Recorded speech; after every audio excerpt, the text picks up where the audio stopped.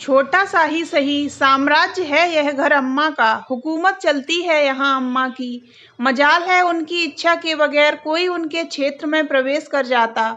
हमें भी सख्त हिदायत रहती, जो चीज जहाँ से लो वहीं रखनी है, ताकि अंधेरे में भी खोजो तो एक पल में मिल जाए। बाबूजी बेकभी रसोई में घुसने का प्रयास भी करते तो झट अम्मा कह देती, आप तो बस रहने ही दीजिए, मेरी रसोई मुझे ही संभालने दीजिए, आप तो बस अपना दफ्तर संभालिए। फिर जब कभी अम्मा किसी काम में व्यस्त होती और बाबूजी से कहती, सुनिए जी जरा गैस बंद कर देंगे, बाबूजी झट हंसते हुए कहते, ना भाई, तुम्हारी राज्य सेवा में भला मैं कैसे प्रवेश कर सकता हूँ। यह बात नहीं है कि अम्मा को बाबूजी के रसोई में जाने से कोई परहेज हो। यह तो बहाना था बाबूजी को घर की झंझटों से दूर रखने का। चाहे बाजार से किराना लाना हो, दूध वाले या प्रेस वाले का हिसाब ही क्यों न हो। समझदार हैं अम्मा, वे जानती हैं कि दफ्तर में 100 झंझटें होती हैं, कम से कम घर में तो इंसान सुख से रहे। बाबूजी के नहाने के पानी से लेकर बाथरूम में उनके कपड़े रखने तक की जिम्मेदारी बड़े कौशल से निभाती अम्मा। दफ्तर से आकर बाबूजी का काम होता अखबार पढ़ना और टीवी देखना। बाबूजी के सदा बेफिक्र चेहरे के पीछे अम्मा ही नजर आती। अम्मा का प्रबंध कौशल भी अनोखा था, सबकी जरूरतों का ध्यान रखना। सुबह से लेकर शाम तक किसी नटनी की भांति एक लय से नाचती। न कभी थकती अम्मा और न ही उनके चेहरे पर कभी कोई झुंझलाहट ही होती। सदा होठों पर मुस्कान लिए हमारा उत्साह बढ़ाती। मेरे और चिंटू के स्कूल से आने से पहले वे घर के सारे काम निपटा लेती, फिर हमारी तीमारदारी में लग जाती। उसी तरह शाम को बाबूजी के दफ्तर से लौटने से पहले वे रसोई में सब्जी काटकर आटा लगाकर गैस पर कुकर तैयार रखती, ताकि बाबूजी के आने के बाद उनके स्वागत के लिए वे तनाव मुक्त रहें। रात के खाने का हम सब मिलकर आनंद लेते। पूरे घर को अपनी ममता और प्यार की नाजुक डोर से बांध रखा था अम्मा ने। उनके बगैर किसी का कोई अस्तित्व नहीं था। हालांकि ज्यादा पढ़ी लिखी नहीं थी वे, फिर भी रात को जब हम पढ़ने बैठते तो वे हमारे पास बैठती। उनकी उपस्थिति ही हमारे लिए काफी होती। वे पास बैठे बैठे कभी उधड़े कपड़ों की सीवन करती तो कभी स्वेटर बुनती। काम में उनकी लगन देखकर लगता मानो रिश्तों की उधड़न को सी रही हों। ममता का प्रभाव था कि मैं और चिंटू सदैव स्कूल में अव्वल रहते। हमारे स्कूल यूनिफॉर्म से लेकर स्कूल बैग और टिफिन में अम्मा का मातृत्व झलकता था। मेरे लंबे बालों को अम्मा बड़े जतन से तेल लगाकर 2 चोटी बनाकर ऊपर बांध देती, ताकि किसी की नजर न लगे मेरे बालों को। बहुत पसंद है बाबूजी को लंबे बाल, उनकी छोटी छोटी पसंद का ख्याल रखती अम्मा।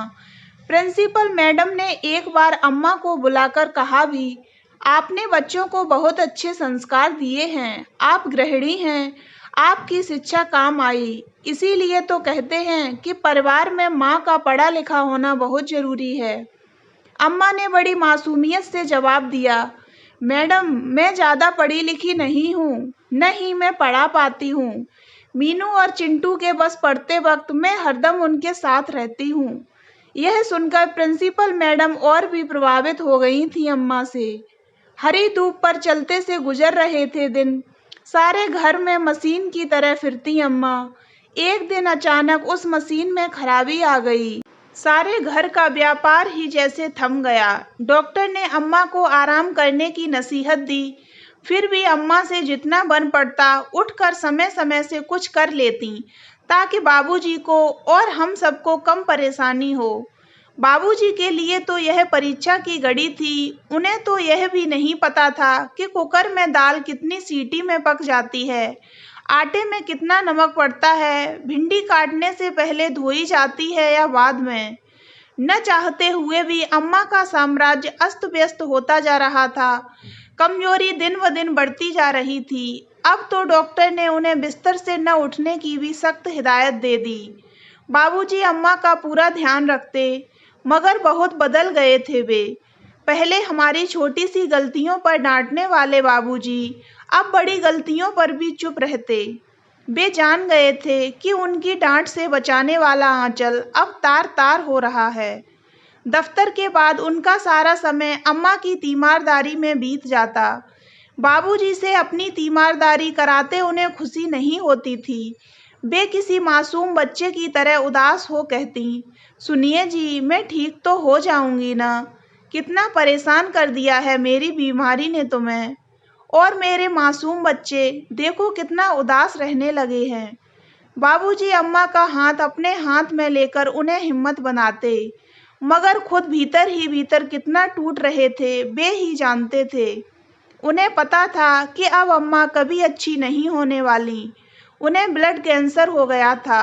न अम्मा इस बात को जानती थी, न मैं और न ही चिंटू। इतना बड़ा पहाड़ बाबूजी अपने सीने पर अकेले ही झेलते रहे। अम्मा के सामने खुद को मजबूत करते, मगर अकेले में कई बार आंसू बहाते देखा था मैंने उन्हें। अब रसोई भी बाबूजी के हाथों में आ गई थी। कच्चा पक्का जैसे भी बनता पकाते। कभी दाल चावल तो कभी खाली खिचड़ी से हम पेट भर लेते। सब्जी रोटी कम ही बनती। अब चिंटू भी खाने को लेकर कुरकुरी भिंडी की मांग नहीं करता, न ही दूध के लिए अम्मा को सारे घर में दौड़ाता। अम्मा के हाथ से खाने की जिद भी नहीं करता। जानता था अम्मा बहुत कमजोर हो गई हैं। जो बनता हम सब चुपचाप खा लेते। घर में हमेशा गहरी उदासी छाई रहती। यह सब देखकर अम्मा कहती कुछ नहीं, बस उनकी आंखों की कोर से आंसू ढुलक जाते। शायद वे समझ गई थीं कि वे कभी ठीक नहीं हो पाएंगी। बाबूजी अम्मा का पूरा ख्याल रखते। उनके नहाने, खाने, बाल बनाने तक समय समय पर जूस लाकर अम्मा के हाथ में देते। अपने और हमारे नहाने की बाल्टी लेकर तौलिया और कपड़े तक बाबूजी ही रखते बाथरूम में। सुबह दूध, टिफिन देकर हमें स्कूल की बस तक पहुंचाना। हाँ, अब मेरे लंबे बाल कटवा दिए गए क्योंकि बाबूजी के काम जो बहुत बढ़ गए थे। बहुत रोई थी अम्मा उस रोज। उनकी हालत दिन ब दिन खराब होती जा रही थी। अब तो उन्हें आंखों से भी कुछ कम दिखाई देने लगा था। बाबूजी ने उन्हें खुश रखने की हर संभव कोशिश की, मगर एक दिन अम्मा हमेशा हमेशा के लिए हम सबको छोड़कर चली गईं। आधे रह गए थे बाबूजी अपनी अर्धांगिनी के चले जाने पर। एकांत में बैठे छत निहारते रहते, मानो अम्मा से शिकायत कर रहे हों, मझधार में छोड़कर क्यों चली गईं।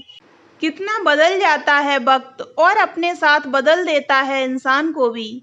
जो बाबूजी बेड टी के बगैर बिस्तर से नीचे कदम भी नहीं रखते थे, अब उठते ही हमारी देखभाल में व्यस्त हो जाते और हमें स्कूल भेजकर ही खुद चाय बनाते और पीते। वक्त अपने तरीके से कट रहा था। इस महीने हमारे स्कूल का परीक्षा परिणाम आना था। कल पेरेंट्स मीटिंग थी। बाबूजी नहीं जानते क्या होता है पेरेंट्स मीटिंग में। कई बार अम्मा ने कहा संग चलने को, मगर बाबूजी ने यह कहकर टाल दिया कि बच्चों की ट्यूटर तुम हो, जवाब तो तुम्हें ही देना है। फिर शरारत करते हुए कहते, भाई मैंने तो अपने हिस्से का स्कूल कर लिया, तुम रह गई सो तुम ही जाओ, मुझे बख्शो। वही हुआ जिसकी संभावना थी। हमेशा अव्वल आने वाले हम भाई बहन पिछड़ गए थे। इस बार मैं 2 विषयों और चिंटू 4 विषयों में फेल हो गया। यह बात नहीं कि हमने पढ़ने की कोशिश नहीं की। पुस्तकें खोल कर बैठते, पास में गुमसुम बाबूजी भी होते, मगर पास अम्मा जो नहीं होती। जैसे ही बाबूजी हमें लेकर क्लास में दाखिल हुए, दूसरे पेरेंट्स की कानाफूसी न चाहते हुए भी कानों में पड़ गई। अब तक माँ थी, अब माँ नहीं है ना, कितना फर्क पड़ता है माँ से। ये शब्द बाबूजी के भीतर किसी तेजाब सरीखे उतरते चले गए। अम्मा की कमी का एहसास उनसे ज्यादा और किसे होगा, मगर लोगों के शब्द मानो उन्हें मुंह चिढ़ा रहे हों कि वे अम्मा की जगह नहीं ले सकते, या फिर वे हमारी परवरिश में सफल नहीं हो पाए। आज उन्हीं प्रिंसिपल ने बाबूजी को बुलाकर कहा, मिस्टर विकास, मैं आपकी स्थिति समझ सकती हूँ। मैं यह भी जानती हूँ कि आपको इस परिस्थिति से उबरने में अभी वक्त लगेगा, किंतु बच्चों की भलाई के लिए यह कहने को विवश हूँ कि अब आपको उनकी ओर ज़्यादा गंभीरता से ध्यान देना होगा। इस बार का परिणाम तो हम समझ सकते हैं, लेकिन मैं समझती हूँ आप भी नहीं चाहेंगे कि सुलेखा जी ने जिस मेहनत से बच्चों को तैयार किया है वह जाया हो जाए। इसमें कोई शक नहीं कि मीनू और चिंटू बहुत इंटेलिजेंट हैं, किंतु पिछले दिनों दोनों के सलवट भरी यूनिफॉर्म और बिखरे बालों को लेकर बच्चे क्लास में उनका मजाक बना रहे थे। कल तो चिंटू की पैंट भी नीचे से उधड़ी हुई थी। मिस्टर विकास, आप समझ रहे हैं ना, इससे बच्चे हतोत्साहित हो जाएंगे। एक बार उनका आत्मविश्वास कमजोर हो गया तो बड़ी मुश्किल होगी उन्हें संभालने में। सो प्लीज आप उनका ख्याल रखिए। बाबूजी चुपचाप सुनते रहे, कुछ नहीं बोले। वैसे भी आजकल वे बोलते कम ही हैं। छोटी छोटी बातों में शरारत कर अम्मा से मजा लेने की आदत तो उनकी अम्मा के साथ ही चली गई। उन्हें रेसा रेसा टूटते, खुद को बदलते मैंने देखा है, मानो उन्होंने अम्मा बनने की मुहिम चला रखी हो। भीतर ही भीतर ठान लिया हो कि वे अम्मा की मेहनत को जाया नहीं होने देंगे। उस दिन रविवार था। उन्होंने शाम को मुझे और चिंटू को तैयार किया। दूध और ब्रेड हाथ में थमाते हुए बोले, मीनू बेटा, चिंटू को सामने पार्क में घुमा ला, तब तक मैं रसोई का काम निपटा लूं, फिर हम पढ़ाई करेंगे। मैं कुछ ही देर में पार्क से लौट आई। मन नहीं लग रहा था। लौटी तो देखा रसोई में गैस पर रखे कुकर में सीटी आ रही थी। पास ही भिंडी तल कर रखी हुई थी। थाली में आटा लगा हुआ था, ठीक जैसे अम्मा रखती थीं। मगर बाबूजी तो रसोई में नहीं हैं। कमरे में जाकर देखा तो सुई धागा लिए बाबूजी चिंटू की उधड़ी पैंट सिलने की कोशिश कर रहे थे। पैंट नहीं, उधड़े रिश्ते सी रहे थे, जैसे अम्मा सिया करती थीं। आज ऐसा लग रहा था अम्मा पूरी की पूरी बाबूजी में उतर आई हों। तो दोस्तों, अगर आपको ये कहानी अच्छी लगी हो तो वीडियो को लाइक करें और ऐसी ही अन्य कहानियाँ सुनने के लिए हमारे चैनल को सब्सक्राइब अवश्य करें।